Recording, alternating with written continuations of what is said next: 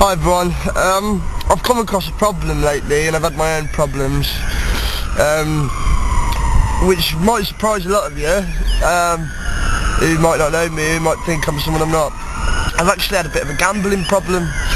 What happened was my friend, who's a bit of a geezer, took me into, he went into bookies and he was playing roulette and I was sat next to him and basically I just had a go, put a quid in and won on my first go and ended up coming out with 30 quid. I went in again another time, put a fiver in and won 400, and what happened was it messed me up,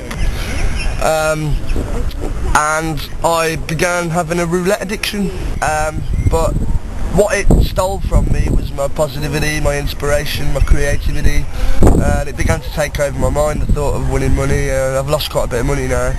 I've lost quite a bit of money in times where I really didn't need to lose that money and I should have been doing much better things, very important things.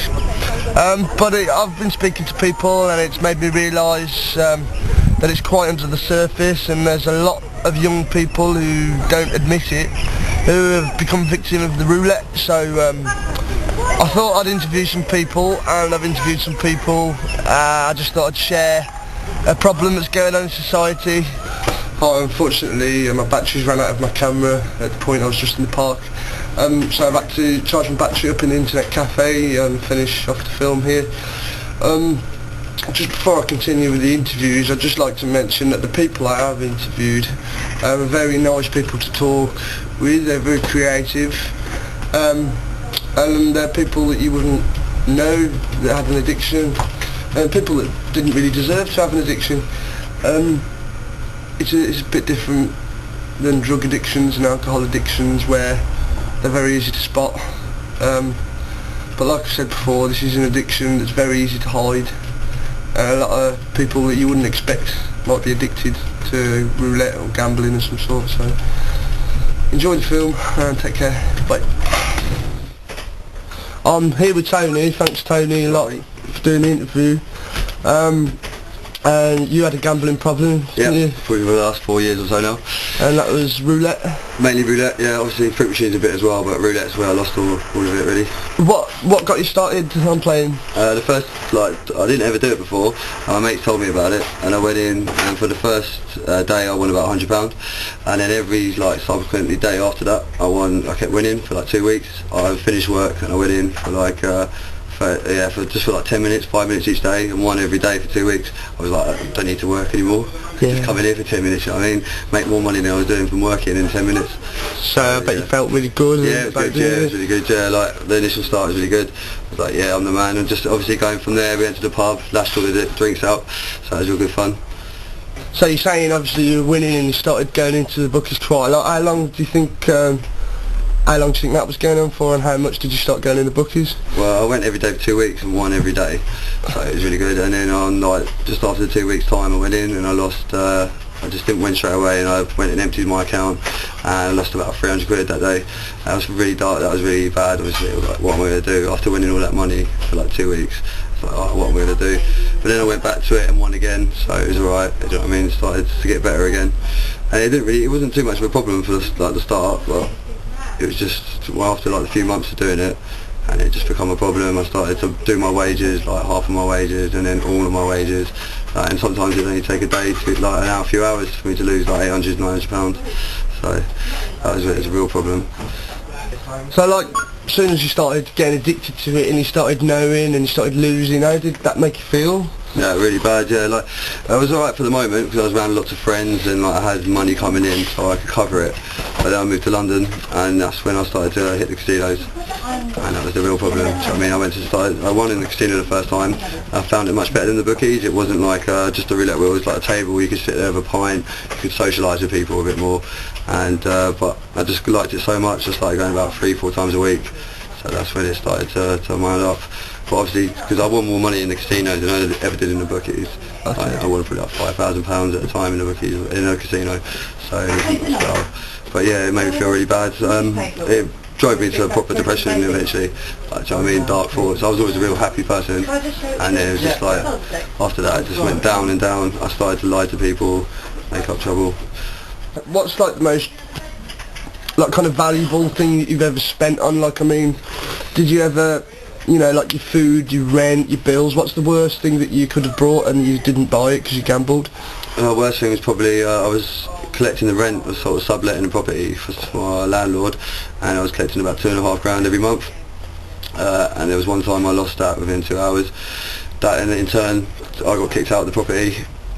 Luckily the landlord didn't kick everyone else out, but obviously I lost my house and everything. That was real dark. That was the worst. Obviously losing to gamble your home. I mean, there's been other times as well when I've lost the money to eat. I've had my last 5 or 10 hours that was meant to get me food, something like that, but I've lost that in there and wasn't able to eat for the next few days. I mean, it got really bad, especially in London. So you've kind of overcome your gambling thing now, have you? I won't say that for sure, because you can never. I thought that before and then I went back to it again, so I'm not going to be that easy with it. But I went to GA. Gamblers Anonymous. Yeah. So, that helped a bit. Obviously, there are people with bigger problems than me. They'd remortgaged their house, they lost their wife, their kids didn't speak to them anymore. Wow. And that is a wake-up call. And it was good, it was helpful for me. Like, at that point I didn't actually gamble. I thought it would be pointless to be doing that and then still gambling. It's a stupid thing to do. So that really helped. But then when I moved area again, it just slowly got back into it. Like, I went for the first time and I won again, and I won again, and then it just sort of sucked me back in. So now I'm going straight. I haven't really gambled for like a month or so now, and I'm just so determined to do it now that I'm sure that I'll overcome it. Well done on even going to Gamblers Anonymous. Yeah, it was a big step. Like, my friends sort of marched me there. I mean, like, they were like, you got to go there, but I wanted to go. I wanted to help myself. Do you know what I mean? So what's the best advice you can give to anyone who's either currently addicted to gambling or anyone who's just even tempted to start playing roulette?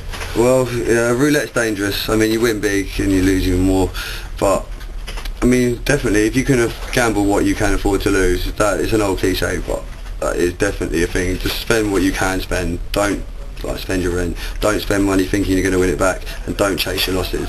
It's hard to do though. Yeah, it's very hard to do. So, like, just for people to be aware that it's addictive, like anything, like drugs or anything in moderation might be alright, but as long as you know that it's addictive possibly, and I would advise people to stay away from it, but if they are going to play, like, just play with sense and be aware it's highly addictive. Yeah. Highly addictive. You don't realise it's addictive. No, it's probably more addictive than drugs.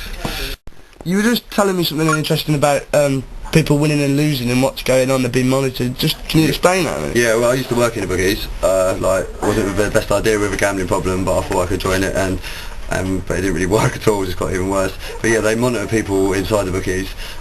It's mainly to do, not really with the machine players. It's mainly to do with people making bets over the counter, and if they're betting a large amount of money, or if they win large amount of money, they tally up. They have a chart in there how much. It's called a monitor customer, and yeah, if they do eventually win too much, anything, they will actually be asked to leave, like saying they're not allowed in there anymore. I mean, it's the bookie's discretion whether they want them in their shop. So it's not a fair system at all, is it, really? Not really particularly, but obviously it's like any business, they're just cutting their losses. But yeah, it's not fair at all, of course. They don't tell the customers they're being monitored, and yeah, if they win too much, they'll be asked to leave. So they're banned if they win too much? Yeah, they can be asked to leave that bookies, yeah. Wow. Well, Tony, thanks, because you're a brave man for doing the interview, so well, thank you, mate. Cheers. Thanks for that. Any help I can give is people that, like, obviously I want people to know how to do. It's not really very well publicised, is it? Not at all. So it's good if people know. The more education there is about it, the more it can stop people ruining their lives, because that's effectively what it does. Totally. Definitely. Thanks a lot, Tony. All right, mate. Cheers, thank you. Thanks.